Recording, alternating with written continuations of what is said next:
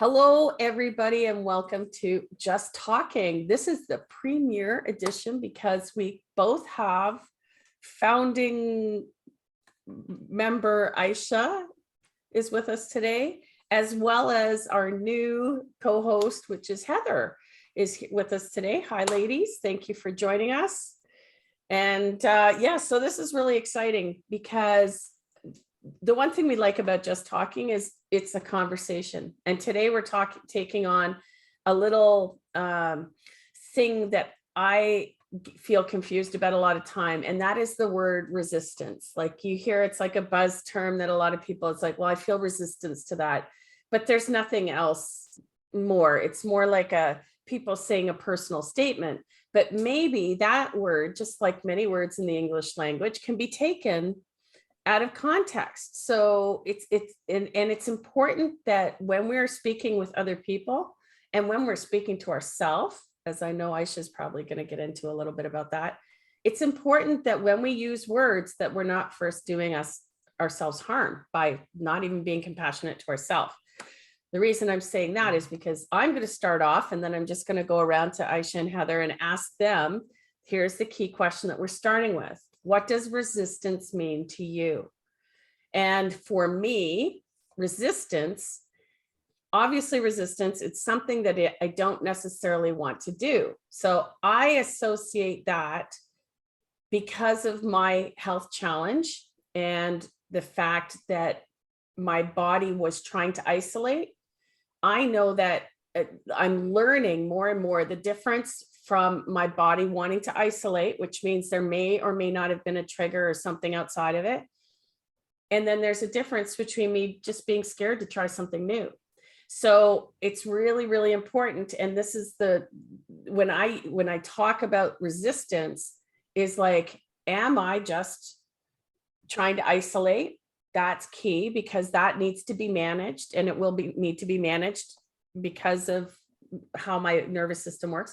But the other one is like, are you really just doing this because you're scared? You don't really know the full steps. So for me, this is the two difference. Both of them end up in some sort of procrastination and usually turning to my phone for games. So I'm going to go to you, Ayesha, and we're just going to start with what does this mean to you? And then we'll get into the conversation. So Ayesha, what about you? Take it away. Thanks, Gwen. That was a great example. And I think a lot of people will hopefully resonate with that. For me, when I think about it, obviously think about it from a communications lens about what communication looks like, or sorry, what resistance looks like in communication. And I know it as well because of how I communicate with myself. So I always talk about looking within so that you can navigate what's happening without. And so when it arises for me, I notice resistance in how I'm talking to myself, which is when I start using words like I can't, or this never, or this always, because what I'm doing is I'm cutting off any kind of open perspective that I might have to the situation that will show me that I have other options, because there are always options. We always have options. There's always resources that we can tap into. And it's just a question of being able to see what is it that we can do next and what can we do differently than what we did before. Resistance arises when we feel like when a lot of times we're putting those restrictions on ourselves by using these kinds of words like I can't and I won't and this never and this always. And I've found myself doing that. And there have been times when literally I am mid-sentence and I will just stop either with someone else or with myself and say, okay, just give me a second, just give me a minute. And then I have to ground myself and say, okay, well, what's happening here? And I take that extra 2 minutes, or if I'm in a meeting or something, I'll go, I just need a bio break. Give me 1 second. I'm going to come right back. And I go out and I ground myself and I come back with understanding that I have resistance and trying to navigate it rather than trying to either control it or force it. Right. So I think that's the key thing. And we can see that happening when in our communications, like when we shut down in a conversation, that's resistance, right? When we are talking over people, that's resistance. When we're interrupting people, that's resistance. When we're listening to react to people, that's resistance rather than listening to listen and to understand and then respond when we're just reacting. That's so so for me, those are some elements of resistance that show up in how we actually communicate with one another. Whew. Wow. Okay. And now the fabulous part is Heather's going to come up with her point of view. And that's, again, what makes this conversation so necessary. Take it away, Heather. Yeah. For me, resistance is a bigger term. And I think in terms of what we're talking about, it's not so much resistance for me, because resistance, and I did look up the definition just to make sure that I had this right in my head. It's the refusal to accept or comply with something, right? And for me, there are times when resistance is a good thing. And that I have to not comply or accept certain things, either from myself or from other people, right? And so I think resistance to me is not always a negative thing. It's sometimes a very positive thing, and it's something that I have to embrace, that I need to do. There are times when I need to resist. I need to push that envelope, that kind of thing. In the context of what we're talking about here, for me, it becomes not resistance, but avoidance, right? And as you were saying, Ayesha, in terms of the way you talk, and when you start hearing yourself say things like, I can't, or that kind of thing, then it's like, wait a second, why am I saying that? Where's that coming from? Or like you, Gwenda, I'm very good at distracting myself with either games or something. And sometimes it's just I need to reset, and sometimes it's a complete avoidance of whatever it is that I should be doing or am trying to not do, or whatever, that kind of thing. But I think resistance for me is a term that I don't use a lot in a negative fashion, because for me, the resistance is something that, when it's actual resistance, it's something that I'm doing intentionally resisting, as opposed to avoiding, which is also intentional, but that's kind of, to me, that's the negative side of it. The resistance itself is more, for me, more of a positive thing. See, and I think this is why, again, for this topic, there is so many nuances, right? The one thing, like a couple of things that you ladies brought up is, using those, like, I love the fact that Heather, I looked up the word resistance, and that's important, because a lot of times we use words and we don't really have their full connotation. So whether or not we understand what that word is, the computer that is our brain does, because we're exposed to so many things that, you're right, when you say always, never, like some of those can't, won't, shouldn't, that's a key thing. But we have to be aware that we're actually doing that. So there is that awareness. The part that I really loved is like the active listening part, right? Which is something that overlaps all of what we do, right? Is one of the biggest things that happen for a lot of people that have gone through our program, is the fact that they go, I just noticed that I was talking over people more. And the fact that, Ayesha, as you talked about, that when we're talking over people, it's because we're trying not to listen. They're saying something that we don't want to hear. So you're right, Heather. I love the part when you talk about, you see this as a positive, because on some level, our being, body, mind, spirit, is telling us we're incongruent with what's going on with ourselves. And the one thing I'd love to add on to that is the difference, like when you're talking about avoidance, Heather, I love that too, because it's just like Ayesha's bio break, right? Okay, something's going on here. I need time to process this, because something's going, hey, I want to be heard. I want to be heard. And so that is a positive thing. And if we can be mindful enough, I think that's the key. It gives us time to process sometimes. And more importantly, when you're dragging your feet on something, how many times has it happened to you guys that it's like, I know it's happened to me, where I'm dragging my feet, and it's because it's not right. Whatever intonation of whatever is appearing right now is not right.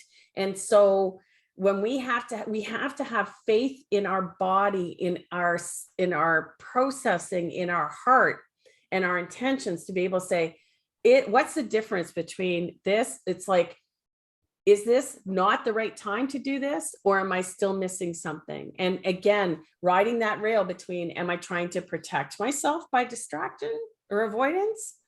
Am I using language that's talking myself out of it?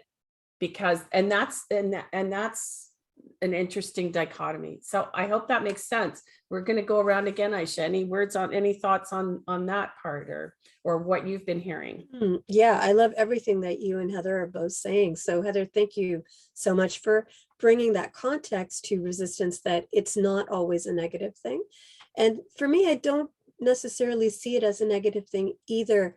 I think there's the two elements of it, which is that one is that sometimes resistance is necessary, as you said, and that is very important to know, because if we don't understand that it's necessary, sometimes we're hard on ourselves, or we're punishing ourselves because we think we did something that wasn't in line with what other people wanted, but actually it was something that was self-caring and self-protecting, and, to use Gwenda's word from before, self-attentive and necessary. Right. So I think that that's a really great thing to kind of bring into people's awareness. And also, Gwen, when you talked about the incongruence, about being in alignment with what's happening, again, when we don't have, for example, we don't have things like we're not that good at putting down boundaries. We're not that good at keeping boundaries, that when something comes into our field of experience, that is creating some kind of reaction in us. So I talk about it in terms of core elements: body, heart, mind, and spirit. How do you recognize that something is happening that's incongruent with you? From a body perspective, you might feel extra tension, you're clenching something, you're feeling like, oh, you can feel that stiffness happening in your body. When you're having a heart reaction, you're having an emotional response. It's either much bigger than the situation, or you're completely shutting down, like we talked about before. There's the mind element of it, is that all of a sudden you begin to rationalize, you're over analyzing, you're overthinking, you're ruminating about things, right? And then from a spiritual element, I always talk about how excuse me, that spirituality is really just about your core values. Are you aligned? Is this situation allowing you to be who you know yourself to be at your core, being honest and being true to yourself in your values? Or is it taking you away from that? Is it causing you to behave in a way that's not in alignment with your core values? So I'll give you an example. Recently, I was in a meeting with some clients, and we had gone over some processes around equity and inclusion. And everybody knew the process, but there had been a lapse. And so the situation was not dealt with appropriately. And so one of the people involved, they repeatedly said, we don't have a process. We don't have a process. We don't have a process. And if I had been, me from maybe 2 or 3 years ago, I might have said, well, now she said there's no process. There's no point in me saying anything, because she's already gone ahead and said there's no process. What am I, and then I would feel all that resistance, and I'd carry it and ruminate about it and so on. But in that moment, I said, excuse me, I'm just going to interrupt you for a second. We actually do have a process. It's a process that everyone is aware of. This process was not followed, and that's why we're dealing with this situation right now. And the person, to her credit, she turned around and she said, you're absolutely right.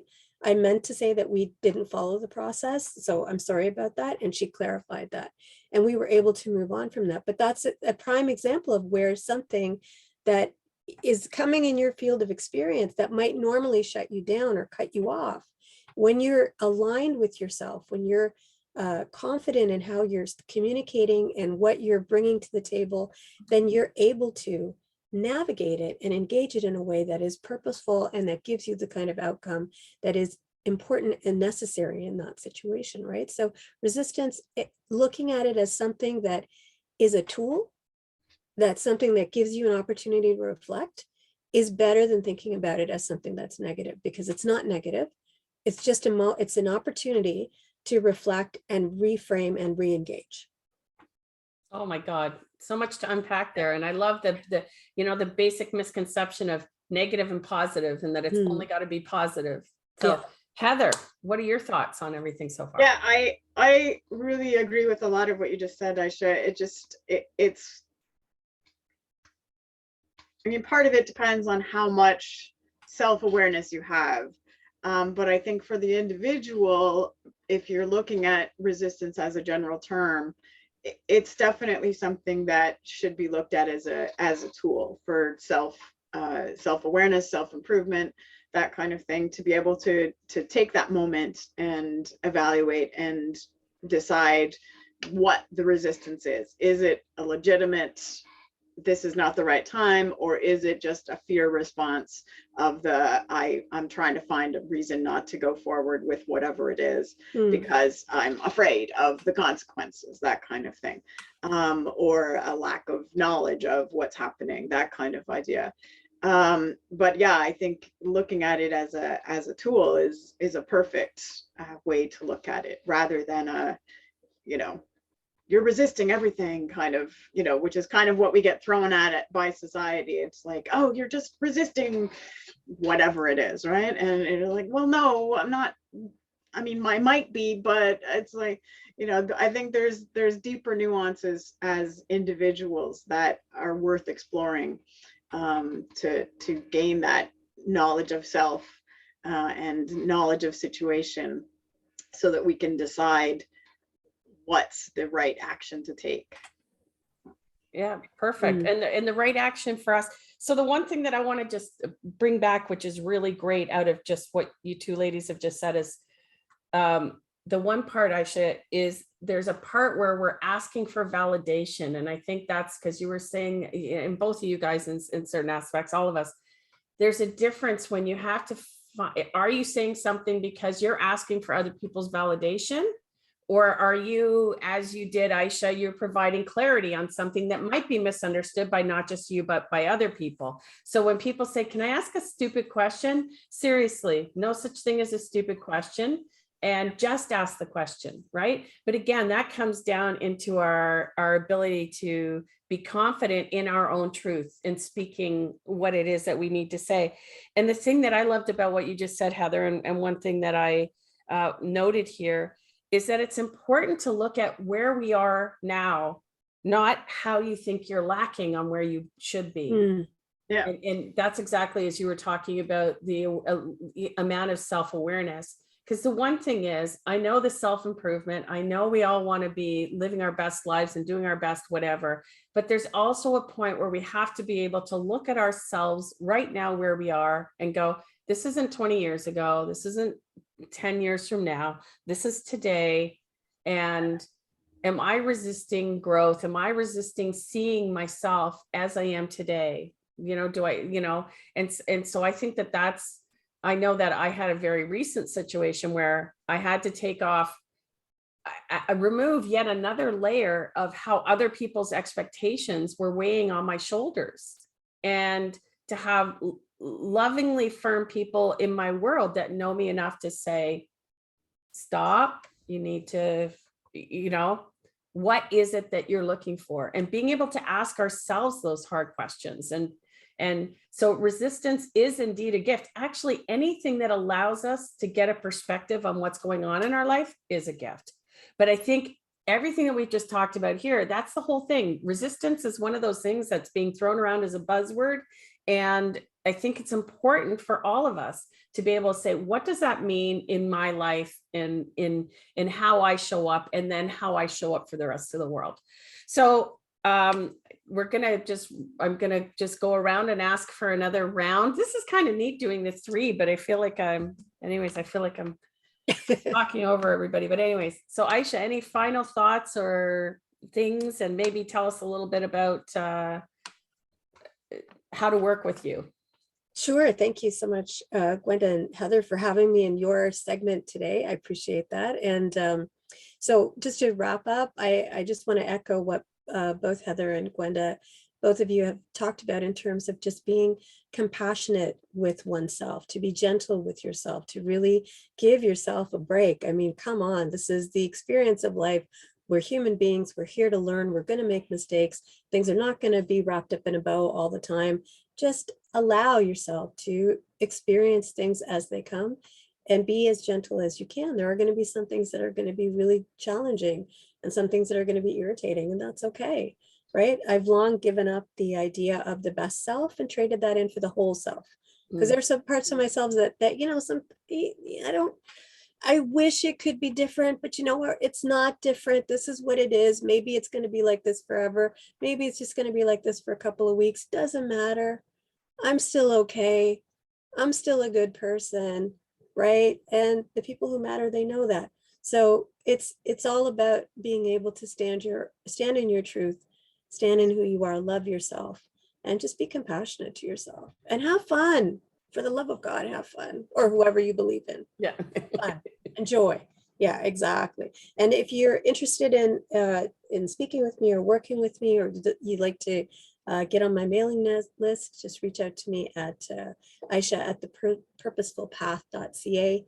I'm happy to connect with you and send you some resources and chat anytime. So thank you. Beautiful. Thank you, Ayesha. And now I'm going to ask Heather. Now, I just want to let you know, other than being a fabulous co-facilitator, Heather, I'd love you to take this opportunity to also give your final thoughts on resistance, what we talked about today, and let us know a little bit more about some of the other ventures that you're involved in too. Sure. Yeah, I like your concept, your phrasing of the whole self, Ayesha. That's I think that's really important, and that's something that some of us, me, took a long time to figure out. That it's like, yes, I want to be this and this thing, and kind of ignoring all of the other things about me. But yes, you have to accept the whole self. And I think in terms of resistance, I think that is a great tool for looking at that. Those whys and those hows, how you're resisting, how you're implementing that in your life, and why you're doing that. So I think that's a fabulous way to look at it, as the whole self. In addition to the grief recovery work that I do with Gwenda, I also do Reiki and reflexology and aromatherapy.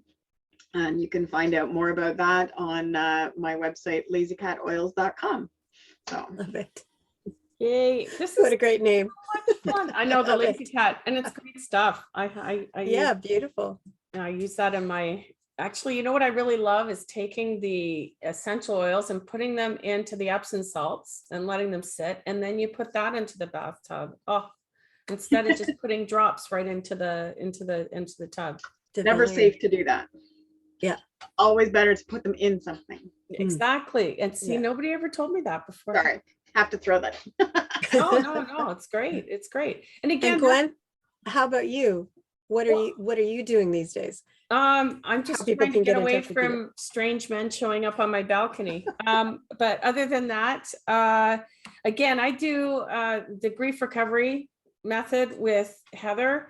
And, the one thing I'd like to do here is tie in what we called resistance. And when we talked about here today, that's actually part of the method that we teach. Is the two things that I want to talk about that were touched on here today as being very important is the active listening and the way that it's always better to do this program. It's nice to have self-help. It's nice to be able to read things, but if you really want to let somebody guide you through a process, it's always much more effective if you let somebody else take the wheel and walk through. And one of the things that we constantly get complimented on is the awareness of how we tend to touch people when we talk to them, or we tend to do something. If somebody's not, showing an emotional expression, we put our hand on them. Well, what does that do? That breaks their process. That breaks their working through the process of whatever resistance and whatever feeling is coming up for them. So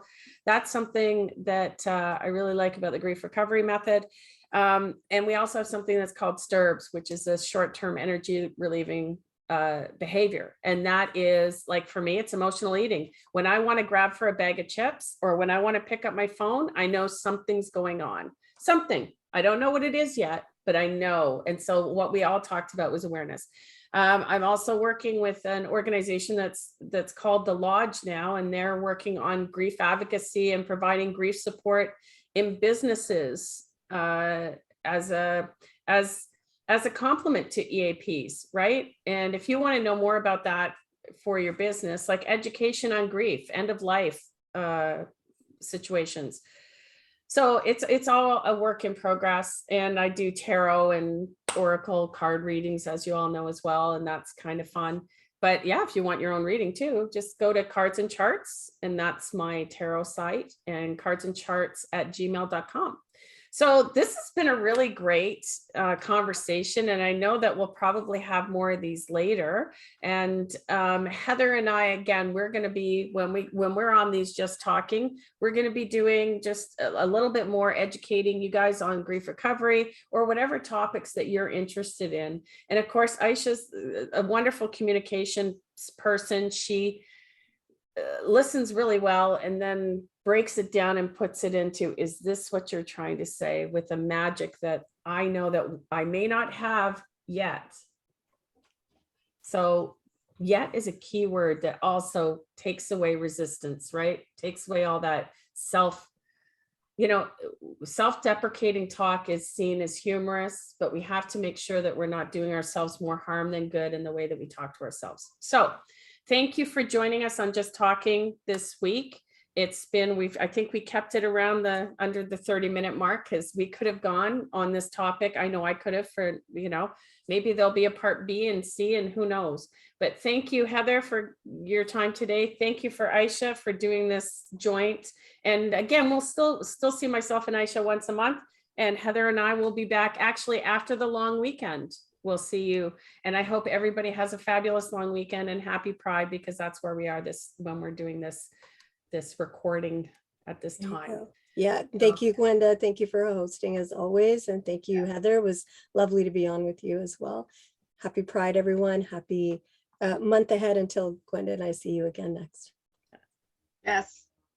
Thank you. Okay. Bye, guys. Bye-bye.